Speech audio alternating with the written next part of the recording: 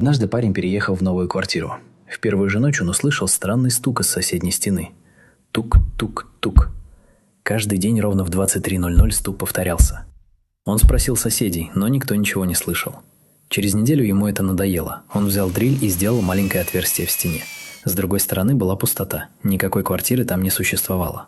Испуганный парень вызвал рабочих. Когда они разобрали стену, внутри нашли старый телефон. На экране было одно непрочитанное сообщение. «Наконец-то ты меня услышал».